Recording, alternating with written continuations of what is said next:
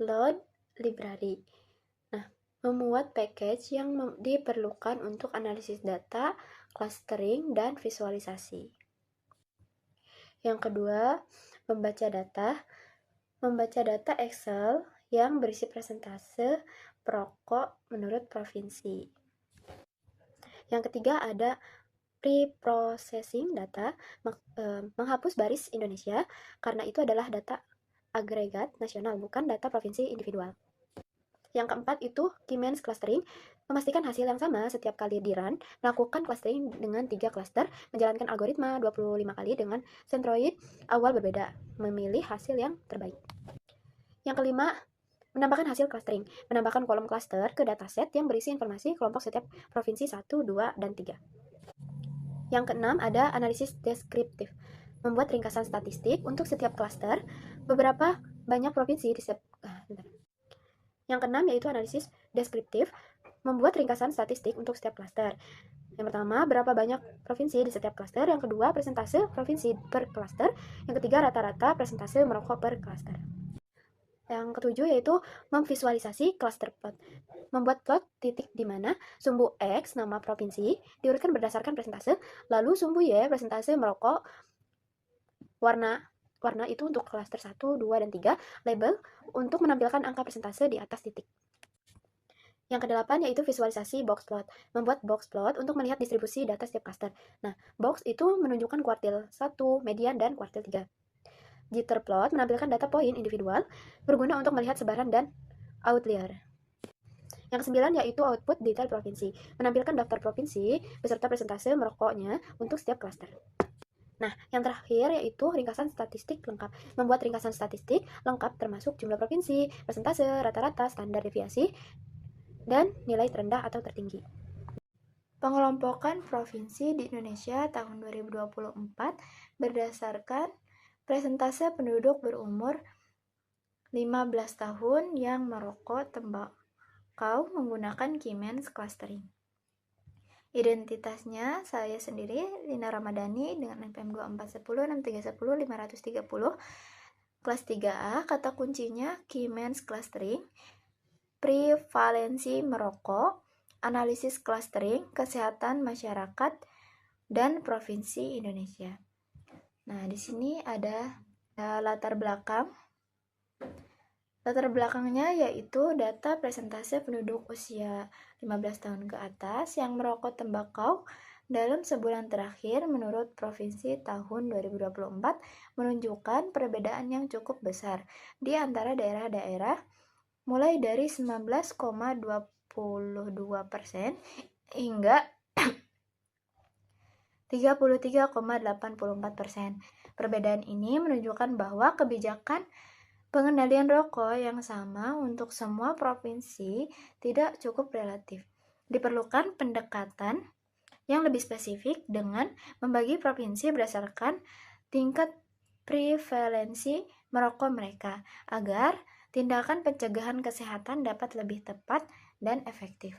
Nah, selanjutnya di sini ada tujuan.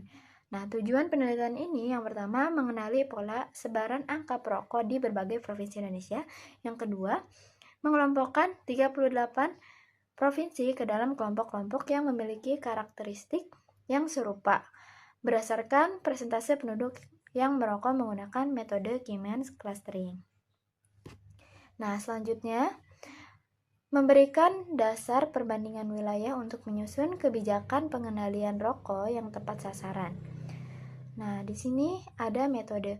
Metodenya yang pertama saya pendekatan penelitiannya menggunakan deskriptif, kuantitatif. Metode penelitiannya ex post facto.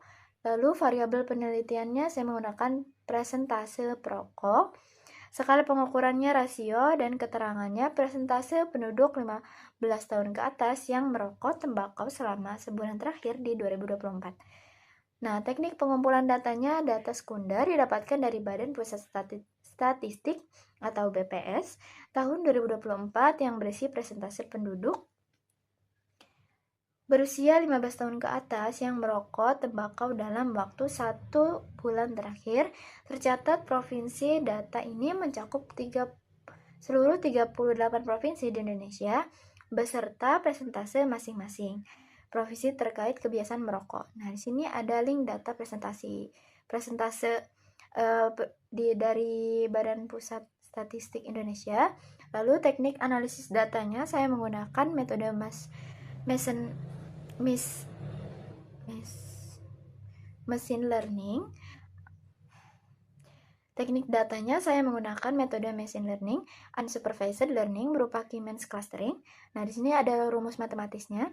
Algoritmanya inisialisasi sentroid secara acak, hitung jarak setiap data point ke sentroid, kelompokkan data point ke klaster terdekat, update posisi sentroid, ulangi hingga konvergen. Lalu asumsinya data terdistribusi secara spherical, variansi tiap klaster relatif sama. Jumlah klaster K ditentukan sebelumnya. Nah, di sini ada hasil penelitiannya. Ini ada K-means clustering presentase perokok berumur 15 tahun ke atas. Nah, ini adalah pengelompokan berdasarkan presentase penduduk yang merokok. Ini presentasenya dan ini provinsinya. Jadi ada beberapa klaster, ada klaster 1, 2, dan 3. Lalu di sini ada distribusi presentase perokok per klaster. Nah, yang warna merah ini dia klaster pertama, yang warna ungu ini klaster kedua, dan warna hijau ini klaster ketiga. Ini ada klaster dan juga presentasenya juga. Nah, di sini yang pertama klaster 1 itu rendah, ada 13 provinsi yaitu 34,2%. Rentangnya itu dari 19,22% sampai 93%. Nah, rata-ratanya 22,45%. Nah, selanjutnya di sini ada klaster sedang. Ada 13 provinsi, presentasenya 34,2%. Rentangnya 26,69% sampai 29,76%. Rata-ratanya ada di 28,23%. Selanjutnya ada klaster ketiga, yaitu dia klaster tertinggi.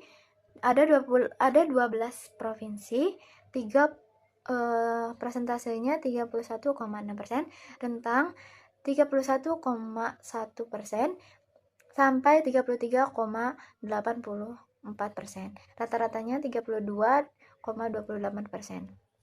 Nah, di sini ada kesimpulannya jadi kesimpulannya adalah analisis K-means clustering berhasil membagi 38 provinsi di Indonesia menjadi 3 kelompok berdasarkan tingkat prevalensi merokok yang berada secara signifikan. Nah, ketiga kelompok tersebut adalah 3 klaster terendah terdiri dari 13 provinsi, klaster rendah yang terdiri dari 13 provinsi, klaster sedang dengan 13 provinsi, klaster tinggi yang terdiri dari 12 provinsi. Hasil ini menunjukkan adanya pola geografis yang jelas dalam penyebaran tingkat merokok di seluruh Indonesia. Selanjutnya ada implikasi. Nah, implikasi di sini bagi pemerintah pusat, kebijakan pengendalian tembakau harus diferensiasi berdasarkan klaster. Klaster tinggi memerlukan intervensi intensif, sedangkan klaster rendah perlu mempertahankan pencapaian.